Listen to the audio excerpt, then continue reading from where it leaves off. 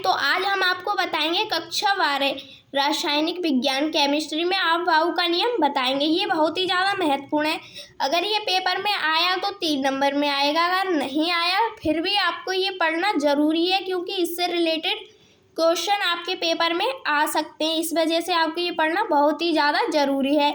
हमने आपको ये IUPAC नेमिंग के बाद पार्ट हमने आपको 3 करा दिए हैं। ये चौथे पार्ट से रिलेटेड है, चौथे पार्ट को स्टार्ट करवाने से पहले मैंने आपको ये वाली क्लास दी है, क्योंकि आप अगर इस क्लास को देख लेंगे तो आप जो क्लास चैप्टर 4 की क्लास देखोगे उसके लिए ये बहुत ही ज़्यादा हेल्पफुल करेगा ये वाला नियम। इस वजह से आपको ये पढ़ना ज़रूरी है। उसमें पता है D और F ब्लॉक के तत्व आते हैं, और D और F ब्लॉक के तत्व में कितने इलेक्ट्रॉन भरे जाते हैं, इलेक्ट्रॉनिक विन्यास कैसे होता है, वो सिर्फ इसी नियम से ही होता है। इस वजह से मैं आपको ये वाला नियम बता रही हूँ। तो चलते हैं, इसमें क्या दिया गया है, लिखा क्या है। इसमें लिखा है आपवाहु का नियम। यह एक जर्मन का शब्द है। आपवाहु क्या किसका शब्द है? जर्मन से लिया गया शब्द है, जिसका अर्थ है कोश भरना। जैसे कि ये यहाँ पर एक नाभिक है, इसमें क्या है, इलेक्ट्रॉन। इसके ऊपर इलेक्ट्रॉन जो जाते हैं इन्हें कहते हैं कोश, शेल, उपकोश वगैरह इन्हें कहते हैं। तो इसका शब्द है कोश भरना और बनाना, मतलब इलेक्ट्रॉन विन्यास को बनाना। अब इसमें आगे दिया गया है, इस नियम के अनुसार क्या है, इलेक्ट्रॉन ऊर्जा के बढ़ते हुए क्रम में भरे जाते हैं। जो इलेक्ट्रॉन होते हैं हम भरते हैं वो किसके क्रम में भरे जाते हैं? ऊर्जा के बढ़ते हुए क्रम में भरे जाते हैं। तो आपको पहले इसे समझने से पहले आपको ये समझना पड़ेगा, क्योंकि इसमें दिया गया है क्या ब्लॉक होते हैं हमारे आवर्त सारणी में, पीरियोडिक टेबल में होते हैं 4 ब्लॉक होते हैं, 4 ब्लॉक के तत्व होते हैं। तो देखते हैं उनमें कितने कितने इलेक्ट्रॉन भरे जाते हैं, वो मैंने आपको यहाँ पर लिखकर बता दिया है। जो S ब्लॉक के तत्व होते हैं उसमें भरे जाते हैं 2 इलेक्ट्रॉन, इसमें हम 2 से ज़्यादा इलेक्ट्रॉन नहीं भर सकते। और P ब्लॉक के तत्व है, इसमें हम भरते हैं 6 इलेक्ट्रॉन, कितने, 6। हम इसमें 6 से भी ज़्यादा नहीं भर सकते। और D में भरते हैं 10, और F ब्लॉक के तत्वों में भरते हैं 14। हमें इनसे एक भी ऊपर नहीं भरी जाती, क्योंकि इनकी लिमिट होती है 14, इसकी होती है 10, इसकी 6 और इसकी 2। ठीक है। अब यहाँ पर आगे दिया है, यहाँ तक तो आप समझ में आ गया होगा आपके। तो यहाँ पर जो मैंने लिखा है 1 2 3 4 5 6 ये 7 है।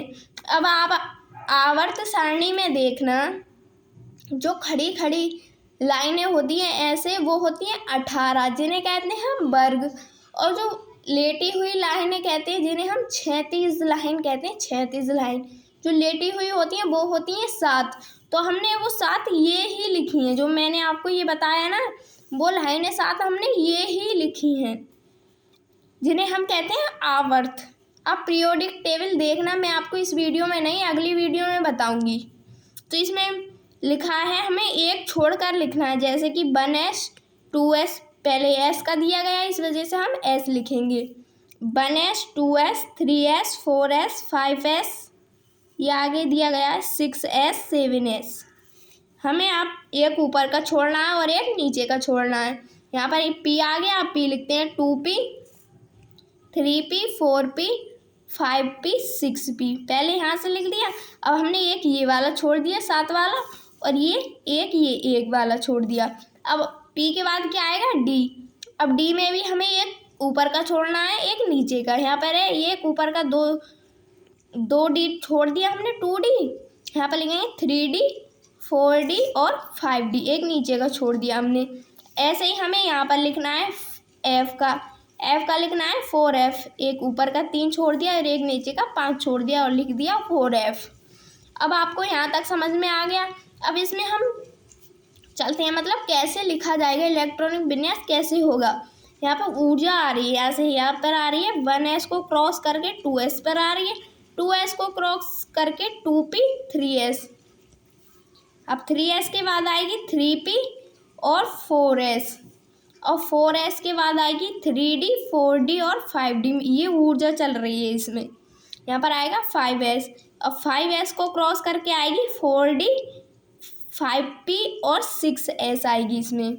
अब 6s को ऐसे क्रॉस करके यहाँ पर आएगी 4f 5D और 6P। यहाँ पर है 7S। ये तो क्रॉस करके आ गई। आप इसे बना लेना, ये बहुत ही ज़्यादा सिंपल है, ज़्यादा हार्ड नहीं है। मैंने आपको ये समझा भी दिया है। उम्मीद है आपको ये समझ में आ गया होगा। अब इसको हम लिखते कैसे हैं पहले ये जानते हैं, अब इसको हम लिखेंगे कैसे। जैसे कि 1S है, मैं आपको यहाँ पर लिख कर बता रही हूँ। ये देखिए 1S, यहाँ पर 1S है। एस में कितने इलेक्ट्रॉन भरे जाएंगे? 2S, 2 भरे जाएंगे इसमें। तो हम लिखेंगे 1S2। अब 1S को क्रॉस करके किस पर आ रही है? 2S पर। तो यहाँ पर लिखेंगे हम 2S2। क्या लिखेंगे? 2S2। यहाँ पर हो गया 1S2 2S2। अब यहाँ पर आएगा 2P। P में कितने भरे जाने हैं? 6। तो यहाँ पर आएगा 2P6। कितना आएगा? 2P6। अब 2P को के आगे क्या है? 3S। अब यहाँ पर क्या आएगा? S में कितने आ रहे हैं? 2। तो यहाँ पर आएगा 3S2 आ गया। अब 3S को क्रॉस करके किस में आ रहा है? 3P। 3P में कितने आते हैं? P में कितने आते हैं? 6। 3P6 आ गया। अब P को क्रॉस कर रहा है 4S। किसमें? 4S। S में कितने भरे जाने हैं? 2 इलेक्ट्रॉन। अब इसको मैं आपको यहाँ पर लिख कर बता रही हूँ। 4S को क्रॉस करके किस में आ रही है? 3D। कितने में आ रहा है? 3D। और D में कितने भरे जा रहे हैं? 10। कितने इलेक्ट्रॉन? 10। 3D 10। अब 3D को क्रॉस करके किस में आ रहा है? 4P। किसमें? 4P 6। P में कितने इलेक्ट्रॉन भरे जा रहे हैं? 6। अब P के बाद है 4P के बाद है 5S। S में कितने भरे जा रहे हैं? 2। 5S2। अब आपको ये तो बनाना आ जाएगा, मतलब ऐसे ही इसमें चलते हैं ना, 1S2 2S2 2P6 3S2, इसमें ही देखकर आपको ये इलेक्ट्रॉनिक विन्यास बनाना है। अगर आपने ये बना लिया तो इससे हम इलेक्ट्रॉनिक विन्यास कैसे भरेंगे ये सीखते हैं। तो इसमें एक मैंने आपको एग्जाम्पल भी बता दिया है कार्बन का परमाणु क्रमांक कितना होता है। परमाणु भार और परमाणु क्रमांक ये दोनों चीज़ें अलग होती हैं। परमाणु क्रमांक उसे कहते हैं जो उसकी संख्या होती है, और परमाणु भार उसे कहते हैं जो संख्या का डबल हो जाता है। जैसे कि कार्बन का परमाणु क्रमांक है 6, और 6 का हम डबल करें तो हो जाएगा 6 दूनी 12, उसे कहेंगे परमाणु भार। तो यहाँ पर तो क्रमांक का ही इलेक्ट्रॉनिक विन्यास होता है। तो यहाँ पर लिखेंगे हम 1S2 2S2 2P2। मतलब अगर हम 2P6 लिखेंगे यहाँ पर तो ये ज़्यादा हो जाएगा, हमें करने हैं सिर्फ 6 ही। 2 2 4 और 2 6, ये हो गए 6। हमें 6 ही करने हैं।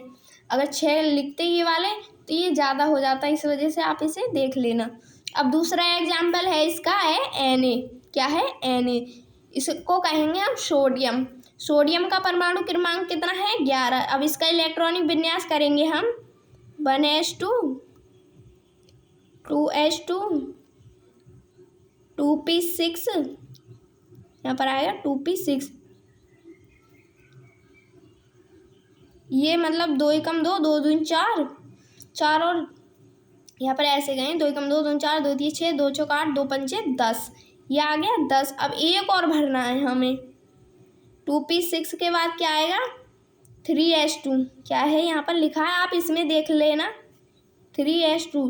तो इसमें हम 2 नहीं लिखकर 1 लिखेंगे 3S1, क्योंकि यहाँ पर हमारी संख्या पूरी हो रही है। अब चाहो तो इसे गिन लेना, 6 और 2 8 8 और 2 10 और 1 11, ये हो गई पूरी। उम्मीद है आपको ये वाला नियम समझ में आ गया होगा, ज़्यादा कठिन नहीं है। आपको ये अगर समझ में आ जाएगा जल्दी, आपको बस एक बार इसे लिख लेना है, ये वाली टेबल आपको बना लेनी है। तो मैं आपको एक होमवर्क दूंगी, बोरॉन। क्या दूंगी? बोरॉन का इलेक्ट्रॉनिक विन्यास आपको मुझे कर बताना है कमेंट में लिखकर बोरॉन का इलेक्ट्रॉनिक विन्यास बताना है। तो उम्मीद है आपको ये समझ में आ गया होगा।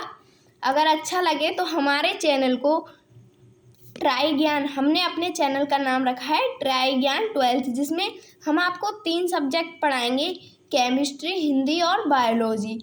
तो आपको ये 3 सब्जेक्टों में टॉपर बनाने का सफ़र है। तो आपको ये हमारे चैनल को सब्सक्राइब करके ज़रूर रखना है, जिससे कि हमारी अगली जो वीडियो आती है महत्वपूर्ण वो आपके पास पहुँचे। Thank you.